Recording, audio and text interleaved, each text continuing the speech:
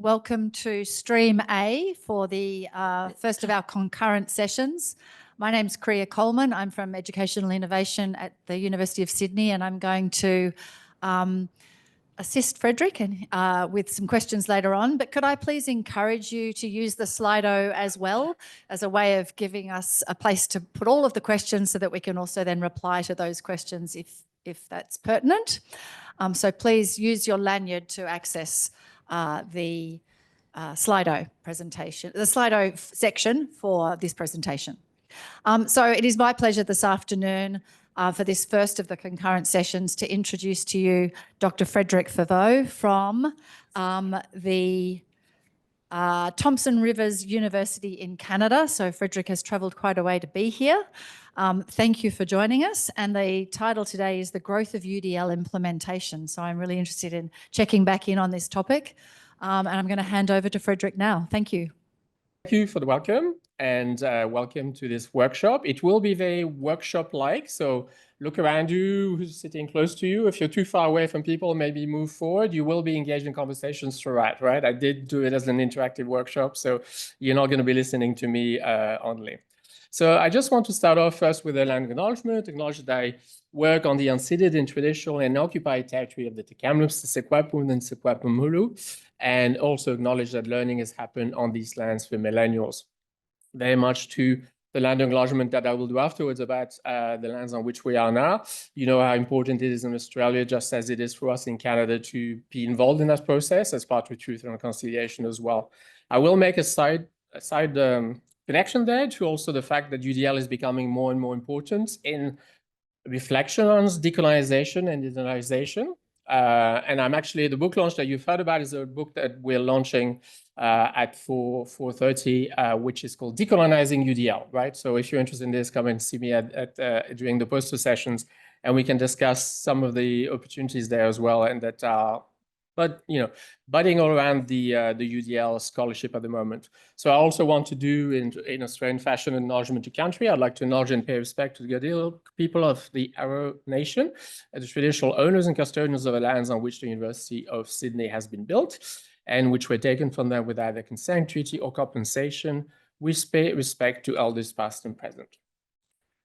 So a little bit by myself, not much, not a huge biography, but just to make you aware of the different hats I'm wearing in this presentation, and that also will be inviting you to, so the shoes I'll be inviting you to step into. So I'm originally a K-12 teacher and K-12 principal. I was one of these people that was probably using UDL without knowing it. At the time, I hadn't really been made aware of it. I was working in social emotional behavior difficulties. So I was working in environments where students had been victim of repeated exclusions. And everything that we did at the time was really infused with UDL, except I hadn't really engaged with that discourse yet. While I did my PhD, I stepped out of K-12 just to get a bit of a distance, and I went to work in accessibility. So I was head of accessibility at McGill for 4 years, which was really my deep dive into disability studies and reflection on accessibility, et cetera, and the social model. And that's where really I turned into that environment, and they said, right, we've had UDL on the shelf for 4 years and no one's really doing anything about it. So it's your job for the next 4 to actually make it a reality. So I'll be drawing a lot from that as well in that perspective in this talk. And then finally, since 2018, I'm faculty. And as is the case with many faculty in the current climate, we're often there supporting a lot of sessional or contractual lecturers who are often saying, you know, what can I have? What do I need to be as inclusive as possible? So my role there has changed as well in terms of mentoring and understanding faculty who want to engage with that. Do I need to stop or we're good? No. That's all right. Everything's gone blank. So I also wear that hat. So I'll be encouraging to think of these different perspectives, because we are perhaps overly thinking of UDL as a homogeneous lens or homogeneous perspective, but in fact we have different stances, and this is something that might come into the hurdles that are currently present in creating that implementation that we all wish, that systematic implementation. Well, this is not moving anymore. Okay, sorry. So in terms of thinking about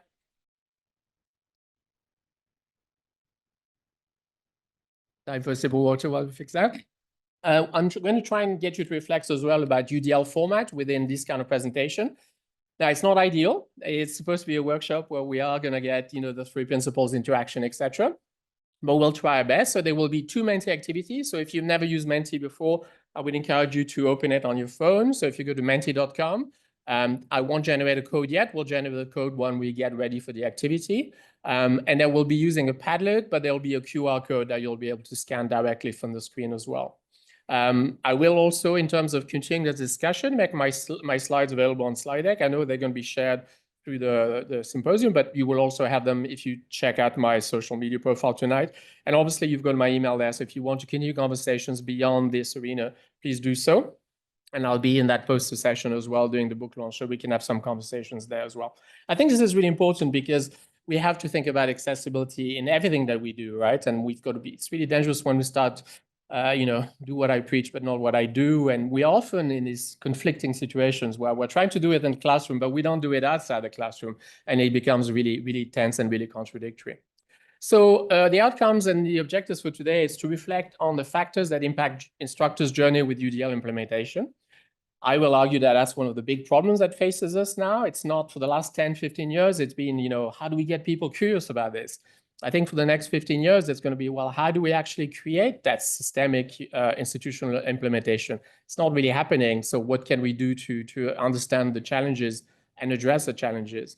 And then we'll look at some of these variables and get you to think about which ones are the most relevant for my context. What do I take away from the workshop today? What can I work on? Let's go back to my office or my organization on Monday. And also consider implications for sustainable development. Most of you are involved probably in some capacity into either designing or sustaining or pushing forward initiatives within your own institutions. We've got to think hard about why they're failing. And hopefully today you'll have a few tips and strategies about what we need to tweak to make sure that we don't fall in the same pitfalls over and over and over again. So this leads me to a little narrative. This is the only time when I'm going to be speaking much. After that, you'll be doing all the talking. I wanted to explain to you why I came to this topic, why I came to this subject area for research and for making talks as well, giving talks. I've talked to you about the multiple hats I wear, and I find it really striking that we are so siloed now in post-secondary that we are totally unable to understand another person's perspective, right? That's probably true of the world as it is at the moment, hyper-polarized. But even when it comes to accessibility, we don't necessarily understand what other people think or what other people are going through. And that I've been highly made aware of it by the fact that I was head of accessibility for 4 years and on my way to getting my PhD, and people would say to me, you don't understand, you're not faculty. Right? 2018, I become faculty. People tell me, you don't understand, you're not accessibility services. Right? And we constantly have to walk that line where we don't necessarily see the other side's perspective. So that is something we're going to work on today to really see what our assumptions and presumptions are about other people, other stakeholders in this movement of change. And I think if we understand that, maybe we can overcome some of the barriers that we are probably creating for ourselves. The other thing that it's inspired me towards this topic of management of change of UDL is the fact that for chapters and work I do, I more and more often adopt a historian perspective now. And I've actually presented for the last 3 years at the Australian New Zealand History of Education Society. Because if we don't take the time to look at where we are in terms of history, we won't understand the moment we're in. Right? And there's a lot of things that have already happened that we need to stop, pause, look, dissect, and see how this is influencing what we're doing now. If you go, and I put you to the test, if you're on a long night when you grab that glass of wine or that cup of hot chocolate or whatever, and go and browse the net, and browse deep, right? Not just surface browsing, do all the lateral connection, take the time, you will find an awful lot of things that have happened around UDL in your own context, your own country, your own geopolitical context. And those initiatives have died. I do it in Canada all the time, right? I encounter these things and they're amazing and they were big and there was funding, etc. And then you're 5 years later and there's nothing left, nothing at all, but a small digital footprint. And that's really, really dangerous, right? And I'm going to be making you question that maybe we have this great big dream that because we are all involved in that energy is naturally going to take us to that point of success. I fear not. I fear that that energy has already occurred, and we're actually in this sort of wave mechanism where we peak and then we fall, and we peak and we fall. And if we don't understand why we peak and we fall, we're never actually going to be able to get to that point of systemic sort of engagement. Right, so first activity, that's it. I've spoken enough. It's all yours now. I would like you to introduce yourself to the people around you. We'll take about 5-7 minutes for this. And after you've introduced yourself, particularly in terms of, are you faculty? Are you accessibility staff? Are you administrative staff? Are you leadership, right? There might be many options there. After you've done that little intro, and you will be talking to these people through the hour, so it's really important you get to know them. The first thing I want you to discuss amongst yourself is what are the expectations that we have of an instructor's journey with UDL, right? If you start with fresh eyes, what do I imagine happens when an instructor or faculty starts with UDL? What do I picture in my head? How is it going to happen? What's going to happen? What's the next step? And how do they grow into that, right? Just have a little talk about that for a few minutes. So 5-7 minutes. I'll do the timekeeping. Introduce yourself and try and tackle that question. Online, same for you. Now, to keep it interactive, we're going to take a couple of comments. We have a bit of time, so a couple of comments. We've got people with the mic there. I don't know if any one group would like to discuss something major that they've discussed or share one of the key takeaways from the conversations. Raise a hand if you'd like to share. There's no fear. Yeah, we've got one at the back. Yes, we had a good conversation. We're probably from very different genres of work. I run an RTO for hairdressers, and Louisa has started a business where she works with teenagers and helping them develop their goals, where they want to grow to, and things like that. But one thing we thought for is UDL. She works in the creative side. She has a lot of students that are creative thinking, and we do as well. And we've sort of thought UDL, how we would like to implement it or where it can come into play is working ways of bringing that to the students that are more creative thinking and not academically thinking. So that's sort of the discussion that we had. Thank you. Did anyone else want to share anything? We had one person there, so it's halfway. I hope you oh, it's a sound. Okay, it wasn't a hand. Sorry. Go ahead. Yep. We just got in our group of 3, there's 2 from universities and I'm from a TAFE, and we just talked about silos and after introducing ourselves and why they might be there and how things, and where there was community of practice in some areas. So particularly across learning design, where UDL could be a practice, could be shared. Thank you. Then we've got one more there. Yeah, and one there. Hello, my name's Raw. I'm working with this great group of people, and our jobs are all to support other people to implement UDL. And that's a big job. So we're just thinking about one thing at a time and starting simple with what is actually achievable for people. Thank you. And I think we've got one more there on the front, and then we'll do a recap.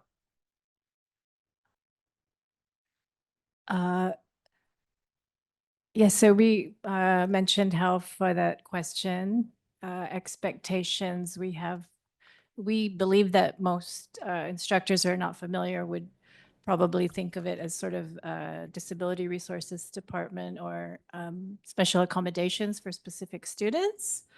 And also I have one person in the group who says the use of AI is not always obviously beneficial as far as academic integrity. So we can't just use that as kind of a, universal solution for this type of thing. But sorry, that's off the track. The other, I suggested that it might be useful for departments to introduce the basic premises of UDL to the established teachers and onboarding teachers, just to familiarize them.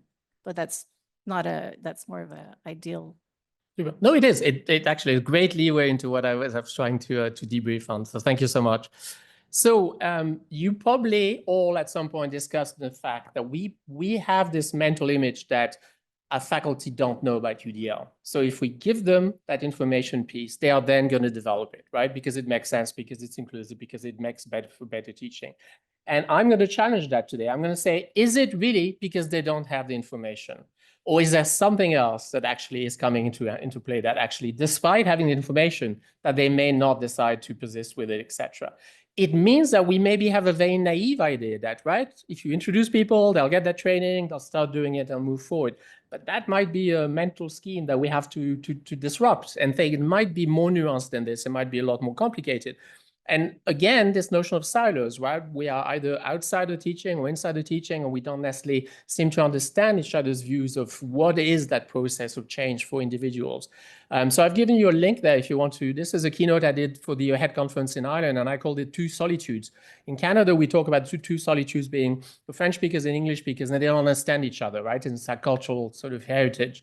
But I think in disability, we can talk about this too, right? The two solitudes. We've got faculty, we've got people outside faculty trying to, and we don't necessarily understand each other's perspective. And that gets really troublesome as we move forward. So, and that leads to this sort of reductionist views, because we might try and say, oh, it's just about giving them information, but maybe that's not what's actually required. And that's what I'll try. So I challenge you with today. So, sorry. Oh, no. No, sorry.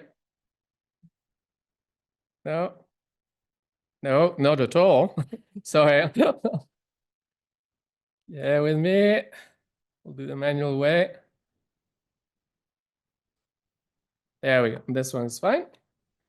So we are now going to do the second activity. And on this one, for the folks online, you're going to be in breakout rooms for this one. We've looked at the concept, the mental concepts where about individual journeys, right? We take a faculty member and we think, oh, if we give them information, they are going to start developing, etc. But now I want you to scale that reflection up and say, what mental pictures do we have about UDL development across our institutions, right? Is it just that we provide PD and then everything will grow from that and we'll move forward because then we'll reach that peak and everything will be fine? So we'll give you about 5 minutes, I'm just conscious of time, to think about now at that institutional scale. How do you picture movement happening? How do you picture that management of change happening? How are we successfully going to get to the point where everyone is talking UDL, everyone is doing UDL, etc., right? What do you see as the steps towards that implementation? So 5 minutes of interaction. For the folks online, you're going to be brought into breakout rooms, and then we'll recap together in about 5 minutes. Thank you. Okay, our online folks have joined us again, so I'm going to call you back all to the whole room. I could have your attention again. So for this activity, I'm not going to do a debrief. I'm not going to run the mics. We'll do that at the next activity. But I do want to... Okay, this isn't working then. So give me a minute, the next... Okay, here we go. But I do want to share this with you as a debrief for the whole room. Some of you will be familiar with this. This is Roger's innovation diffusion model. And it's been used an awful lot in UDL literature, because we assume that if we follow this, we are going to reach that peak and everything will be smooth, and then we'll have that momentum and institutional implementation will happen. Now, think back at what I told you, right? If you scan the net, you're going to find all these skeletons of UDL implementation that have reached that peak and never went any further. So maybe we need to question this vision that we have of institutional change, because it makes two presumptions, and look at it very closely.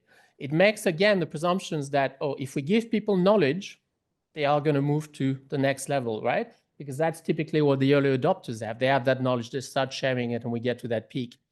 I'm going to challenge that. I'm going to say maybe we have people that have the information, but they're not going ahead, and they're not going ahead for very reasonable, very lucid reasons. The second assumption that we make is that, it's a kind of a mindset, and that people, if they are given the information, they will have that mindset, they will become, into growth mindset, and they'll actually want to change that. I'm going to say to you today, there's maybe very good reasons why in your institutions, people are not going to adopt growth mindset with UDL, because there's enough factors that actually make them resist and think this isn't for me. And this is what I want to unpack with you today. So, sorry, I think it's the right slide. Yeah, so this was just a recap on the activity. and we'll go on to giving you a little bit of information about what underlies this whole workshop today.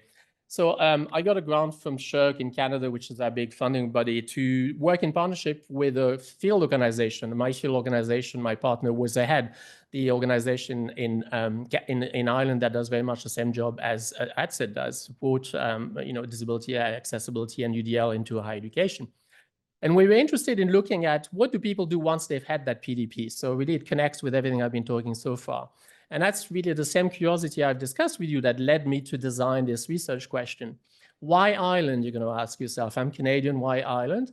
Well, because it is the only jurisdiction in the world at the moment which is offering a fully free online PDPs. It's called the UDL Digital Badge. And at the moment, they have 3,000 instructors across Ireland that have actually taken this badge, right? So for us, it seemed really interesting to have this pool of potential participants that had taken these PDPs, that had a certificate, they considered themselves UDL advocates, and to see what they did afterwards. We wanted to restrict it a little bit because 3,000 is a lot of participants in a pool. So in fact, we really tried to see people who had really gone forward with it. So our two additional criteria for contacting participants were that either they had taken what they call the facilitator badge. So you take the UDL badge and then you can go on to become a facilitator within your organization, right? So they've taken two badges, which kind of seemed to suggest that they'd actually carried on and gone ahead with it. Or they had been applicants to what is called the John Kelly Award. So Ireland has an award for UDL implementation called the John Kelly Award. It's awarded once a year. And these people, some people had applied. So we had access to that bank of names as well as people who had applied. So they'd obviously put forward a project. They felt they had actually implemented UDL. So that was our pool of participants. We interviewed 41 instructors across both higher education and what's called further education, which would be the equivalent of your vet here. And we used very narrative phenomenological approaches to really getting deep into their conversations about their journey and where they were and how they felt about their journey. And we then identified stressors and facilitators. Now, you'll see today that most of the things we'll discuss can be both stressors and facilitators. And that's important for you as you go home to your own context. How can we work things so that what is maybe a stressor at the moment can become a facilitator in that growth? So now I'll give you a little bit more of an insight into the findings of the project, but also to keep it interactive. So at first, we're going to look at what I would call the deductive coding, right? These are themes that we knew were going to come up in the analysis. So we didn't extract them from the data. They're actually in the literature. We knew they were going to come up. To an extent, I carried out the 41 interviews. To an extent, I even knew that they were going to come in conversations as I was doing the interview. So we'll go through them quickly, and then we'll do a bit of a Menti poll. So this is where you'll need menti.com on your phone. So some of these themes that we know exist in the literature are funding, right? People saying, I can't do it because I don't have enough money available for me to do the redesigns that I want. Leadership support, instructors saying, I'm not supportive, my leadership isn't receptive to this, etc. So at one point, I go into UDL burnout or exhaustion. Lack of ongoing PD opportunities. These were people in this context that was saying, well, I've done the badge, but what else? There's nothing else available to me now to continue that, right? Unless I do a PhD or do a specified degree in UDL itself. Network and collegiate support, no surprise here. People said if you're on your own in an institution, no one else is doing UDL, it becomes very complicated, very difficult to do that, and it might lead to exhaustion as well. Workload recognition, really, really important that we take the time to mention this, right? That most institutions around the world are saying, do this complex redesign. We're not paying you for it, and we're not telling you where to carve out the hours to actually do it. There is no country in the world at the moment where the unions are sitting at the table when we discuss UDL. So that tells you something, right? If we don't want the unions there, it's because we don't want to talk money or remuneration or workload recognition. So that's problematic, and we knew that was going to come up. Validation, similar, but at a different level, non-monetary, being rewarded or given visibility in their institution because of the work they've done on UDL. A lot of people said it's not happening and it's problematic. I don't get that sort of intrinsic sort of motivation. So extrinsic motivation. And then resource personnel, having someone on site that was a UDL expert that you could go to for support or mentoring or further resources, etc. And obviously we knew that would be important. So I want you to, on the Menti poll that we're going to open, I want you to tell me what you think is the most important. So they will be on the Menti poll as well, but you can look again at the, and just pick one for everyone online as well, if you don't mind doing that. So you take your pick and tell me what you think is the most significant barrier out of these themes that we knew were going to come up in the interviews that for you, in your opinion, impacts. Workload recognition is winning so far. I'll give you a few minutes for people online as well to vote. So again, 15042073.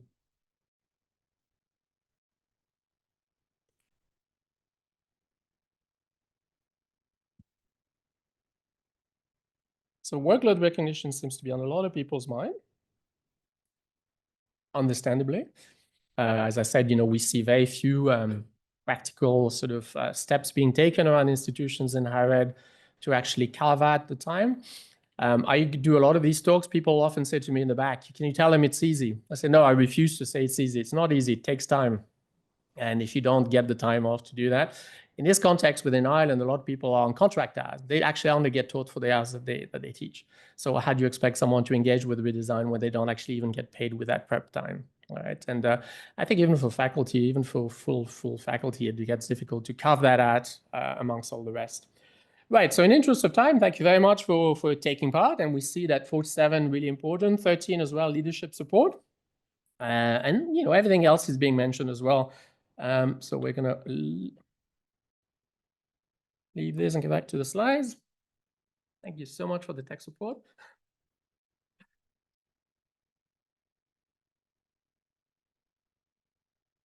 Right, and my debrief on the activity, as you probably really thought, which one is the most important? In the study, we didn't really see one coming out as being more important. It depends on which context you're in, and all of the contexts in higher ed actually are very different. And that's maybe something that we should take away today too, that we are very quick to say in UDL, one size does not fit all. But one size does not fit all when it comes to implementation either, right? Depending on the size of your institution, its geographical location, are you rural or urban? Are you, a historical institution? Are you a new institution, etc.? All of this is going to have an impact on which of these factors comes forward. But they are all relevant to some extent, right? So we do have to prepare for them and address them, etc. And as we've seen, even that in itself is a takeaway for you today, right? To take that back to your leadership and say, these are factors that we know are significantly impacting what we see. Now we are going to go into the activity, the main part of the workshop. You're going to have 15 minutes to really discuss one of the other ideas I'm going to put forward. And these ideas are what I would call the inductive part, right? We had actually themes that came up that actually we didn't see coming, or we were hoping they would come up, but they were not in the literature yet. And this is where that study became original. So what we'll do is you have a link there. There's a Padlet code coming up, which is there if you want to use it. And you will have all the themes on there, but I'm going to run through them and we're going to share this for the online folks. So we're not putting you in a breakout room, but you can use the Padlet. You will see that all of the themes I'm going to discuss are present on the Padlet. You can just answer, reply to that theme and continue on that. But you will also be discussing it with the people next to you. So let me go through the themes quickly. There's 13 themes, and then you will have the 15 minutes to discuss it together, and hopefully something will interest you, and you'll want to spend some of those 15 minutes discussing those. I'm suggesting maybe two of the 13 themes. You won't have time to discuss them all if you want to pick the ones that are the most relevant. So I'm going to go through them descriptively, quite quickly, qualitatively. And then as I talk about them, think, oh, maybe it's this one, etc. Look at the person next to you and see if they agree with you, and that's what you want to do. So the first one is initiative overload. People said, well, we're interested in UDL, etc. But actually, it's one of many things that my institution is validating and wants me to do, particularly UDL, EDI, sustainability, Gen AI projects now, etc. And people always talking about being overwhelmed, because how do you juggle this? How do you choose which one is going to be your priority? And the message you're getting from institutions, they're all equally important, right? So really it becomes mission impossible. The second one was interesting, challenges in dealing with the unpredictability of student reaction. We often think that because we are getting that PD and we're going to start doing UDL, our students are going to love us, but they don't love us. They hate it, right? Let's be frank, they hate it. And it's not new. Paulo Freire talked about, critical pedagogy, the process of conscientization. When you make a student get off that conveyor belt, it's a painful process. It's the same for UDL. If you provide what Sean was talking about, authentic learning, they're going to tell you, get away, just give me the essay, and I want to write the essay, and I want to be out of here, right? So the response you're getting from the students, I tend to call it transitional friction, right? Before they get used to UDL, they're not actually going to like you. They're actually going to be pushing back. And that's problematic, because a lot of his instructors said, I tried this, and they hate it. So why should I keep at it, right? So you do need that longitudinal interest that you think, I'm going to go over that friction, and I'll get to where I want to go. The other thing is people said, even when I've done great design, the next cohort the year after hates it. It doesn't work.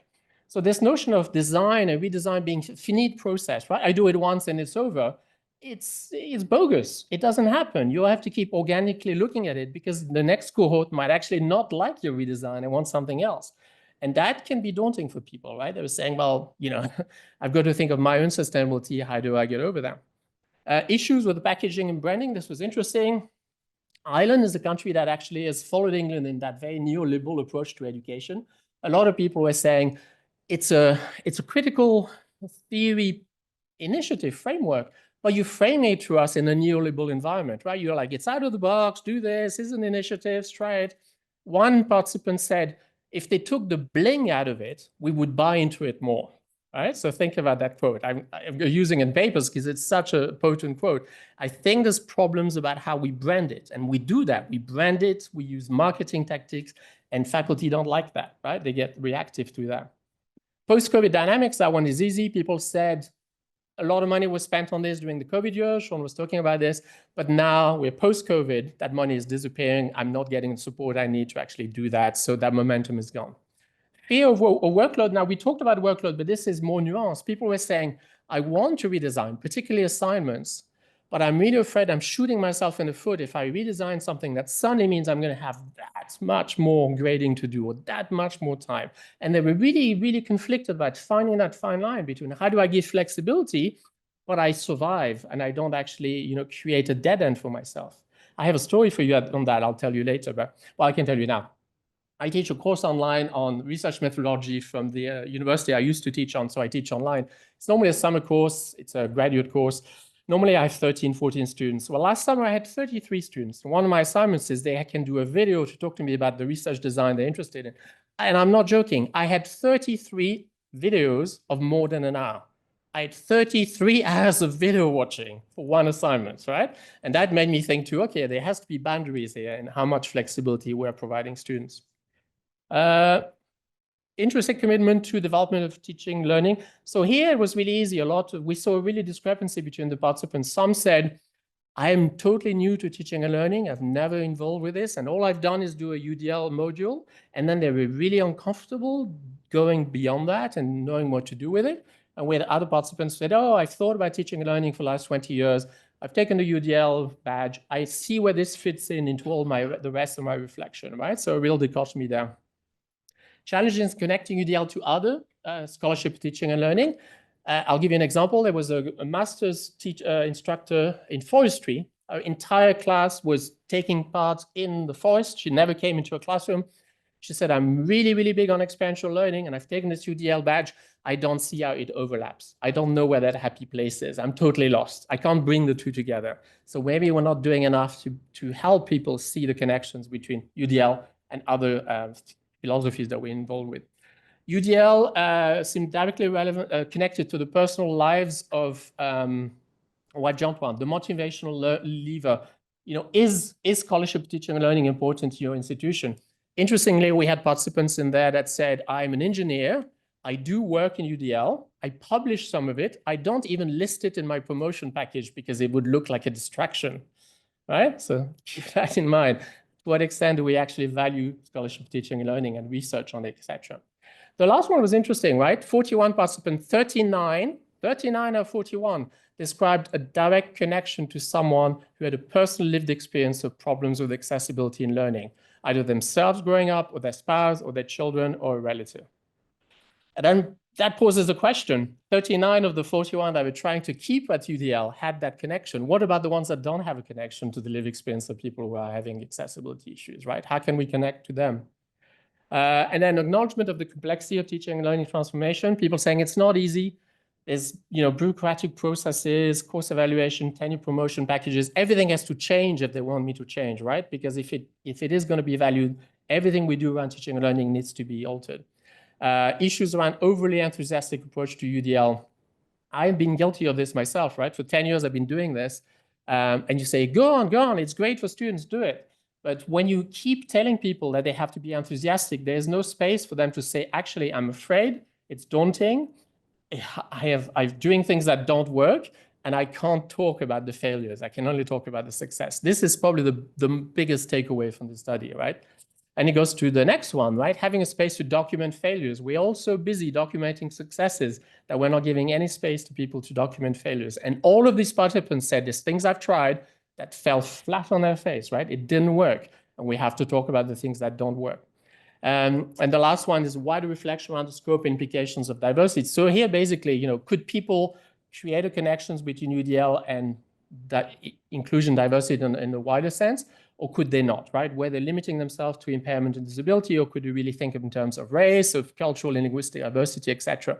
Some people could, some people couldn't make that connection at all. And that becomes a point of resistance again. Okay, so we're going to give you time now to discuss it. Pick one, two of the ones you like on Padlet, spend some time discussing it, and see if you have comments, etc. And then we'll take a few questions after that. In fact, we'll do 10 minutes because I'm just seeing it's 16. So we'll do 10 minutes to give us the time to wrap up and do the rest as well.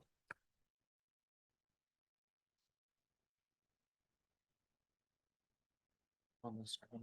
The Padlet? Yeah, you may as well put it on the screen.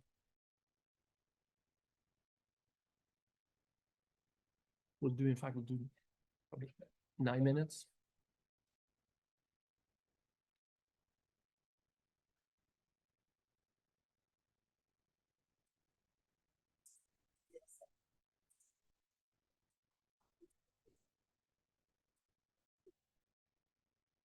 Yeah, 17 minutes. Well, all of the themes are there, so they can just jump on and they can add to whatever theme they want to discuss. Some the good way to make sure that they could hop on them.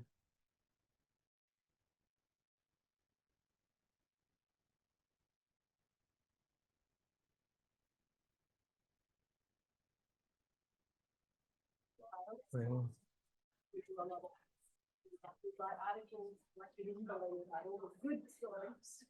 and I think it gets really daunting for people, and they wish they had that space. And one of the last slides, I say that was really relieving. A lot of people said, this is the first time I spend an hour with someone actually talking about how difficult it is. But we do that for research, but we don't do it in everyday practice. So.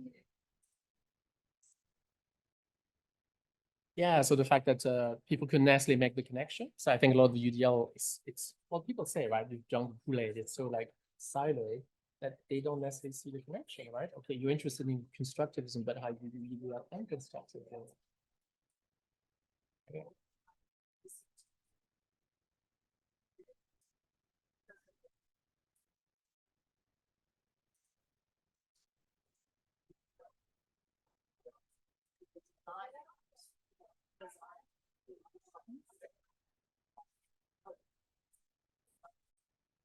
Yeah, we've got to create.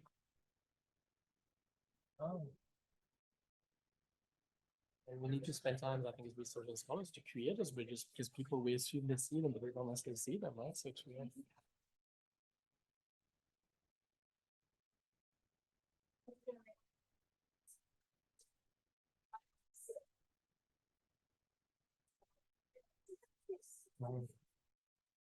yeah, and the other thing was, again, that dichotomy between people who had just taken that as PV and people who had wider reflections.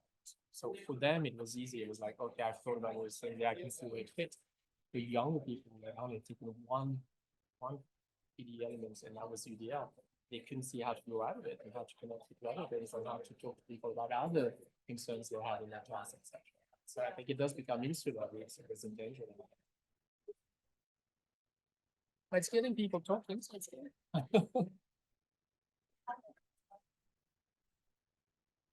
Yeah. Don't forget to put your thoughts onto the Padlet as well.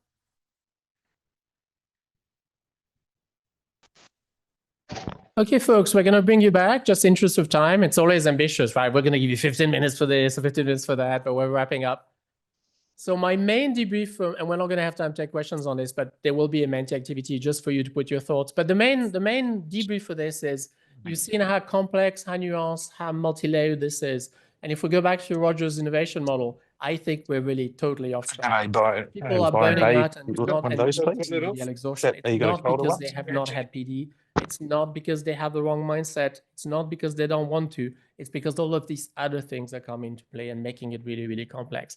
And that has immediate implications for scholarship, right? And this naivety that we've had in how we picture this, that enthusiasm I was talking about, right? We're through to enthusiasm. Oh, if we keep talking about it, people will do it and it'll grow in momentum. No, that's not the way.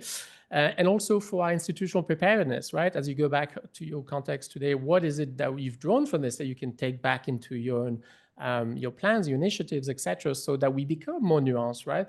The people are not dropping out of this because they don't want to. A lot of, almost everyone you encounter, they want to do this, but there's many reasons that push them to consider their own resilience, right? What I was seeing there is people who are actually quite worried about how far they could go without burning out, and that they had to weigh lots of things. And it becomes that cost element, right? I'd like to do this, but there's other factors, and that's going to be the balance of whether I stick with it or not. And we were lucky. The 41 there had stuck with it to some degree. How long they would stick with it, I'm not quite sure.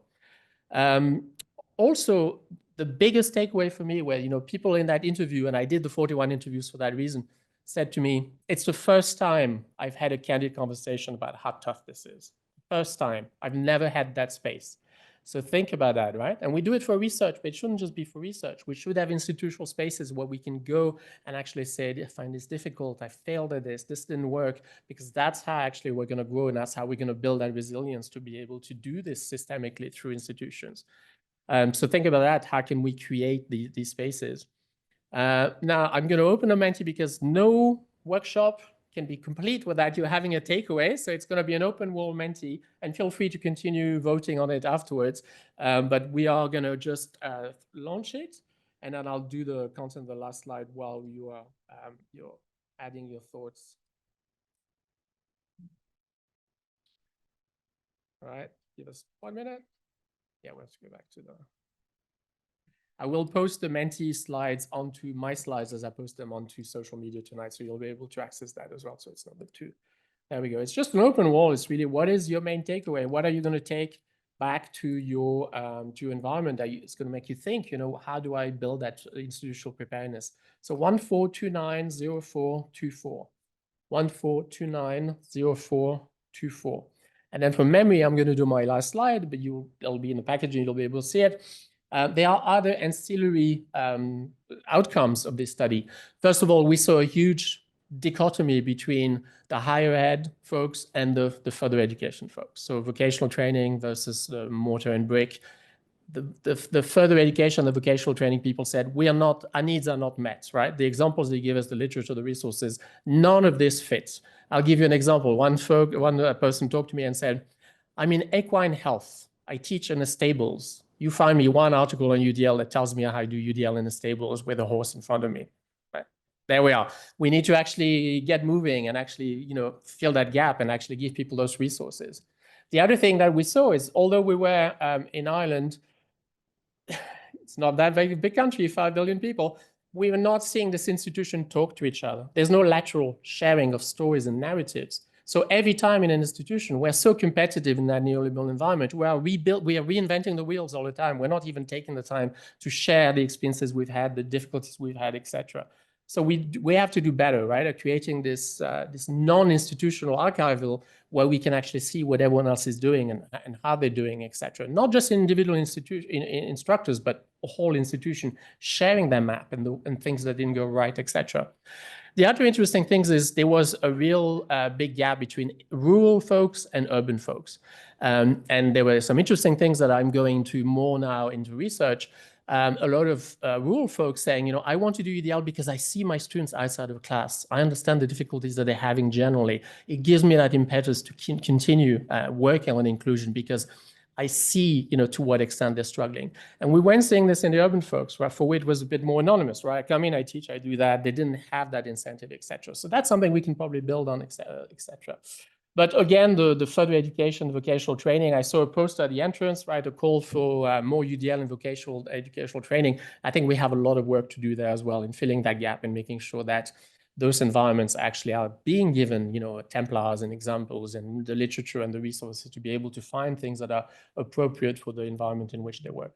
So that's it. I hope that you have been able to draw something from this and that you are able to think in my context. Now I go back, what can I use and how could some of this be pertinent?